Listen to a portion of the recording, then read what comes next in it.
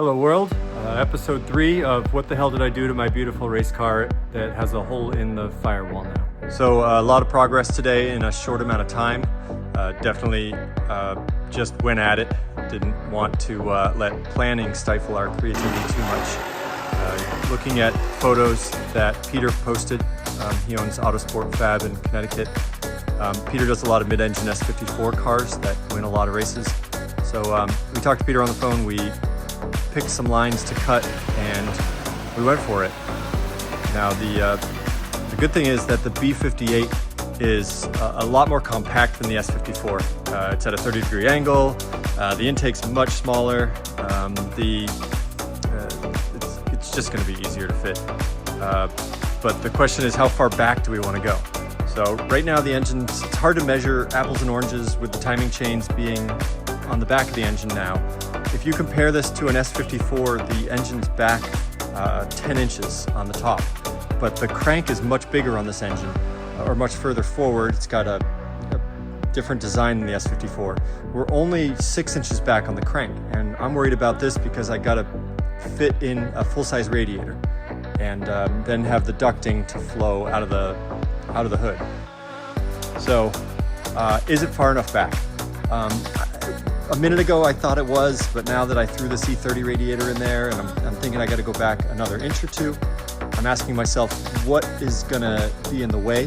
The biggest problem is going to be the shifter. So I'm using a 6-speed transmission, and on the inside of this car, you know, I've always run these IRP chassis mounted shifters. I think they're a great shifter for the value, and I'm going to have to move my selector rod into the chassis and run a double lever because the transmission selector rod's going to be further back than my shifter.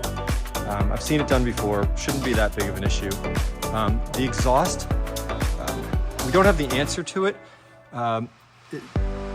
Owen was joking that we should just do like the Turner M6 hater pipe out of the side, but that's what we're going to do.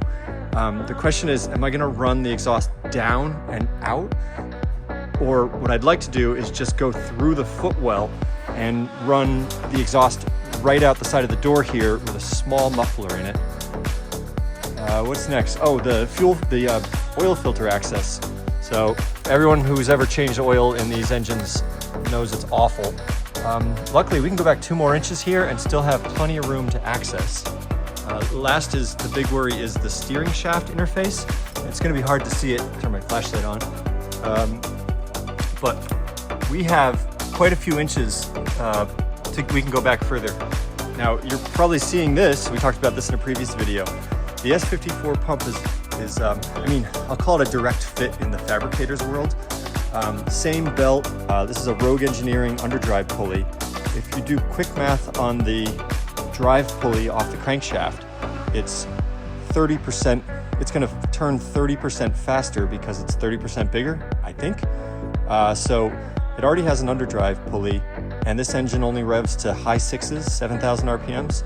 So we might be able to just make a bracket and figure out the belt size and just run the power steering from the S54 system, which we figured out with the S54 and I really like, so I want to leave it alone. Next big issue is the motor mounts.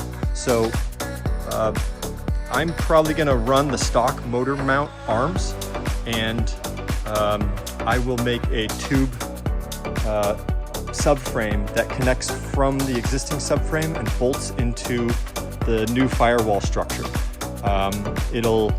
There has to be some consideration for crashing and how the engine's going to break away, so we'll figure that out once we're underneath it. And that's instead of moving the motor mounts arms forward to reach into the stock locations. We'll figure that out. Big issue we have with the fitment is going to be the ECU, which normally fits here vertically along with a power distribution module. We'll be able to fit it if we remove the Mark 60, but then where does the Mark 60 go? So I think good spot, Devin and I were brainstorming, move the Mark 60 up on top of the strut tower cage tie-in, and then we'll be able to fit the ECU here. We could even get some cold air blowing in from a duct in the front. to have cold air on the ECU. Jumping into what this brake system is, this car has a complete E36 M3 CSL or ZCP brake system with the E46 M3 booster, master, sensors, a Mark 60 ABS system. We have the floating Motorsport rotors and calipers front and rear. We switched the rear of the C36 to have V46 trailing arms. So I really want to leave this brake system alone. It's a little overboosted, but I've really learned to trust the brakes on it. And so I don't want to be testing out the new engine at race pace and be trying to learn how to trust new brakes. So hopefully we can make this stock booster fit. If we were putting in an S54, there's no way this would work, and we would have to run a pedal box. But I think we have lots of room, and if we have to run a smaller booster from like a 944, we'll just make that work. So that's the brakes.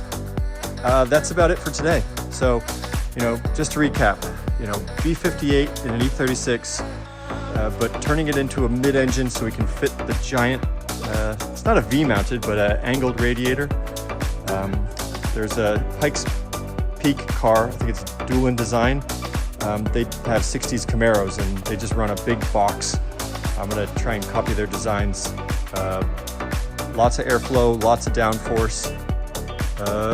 Figure out the mounts. We got the lightweight flywheel and clutch in, put on the RK intake, make the transmission mount, get a custom drive shaft, and try to start it. All right, everyone have a great week. Super busy in the shop this week. As you know, if you follow us on Instagram, we're expanding. We got new lifts and new employees, so exciting times. Talk to everyone later. Bye.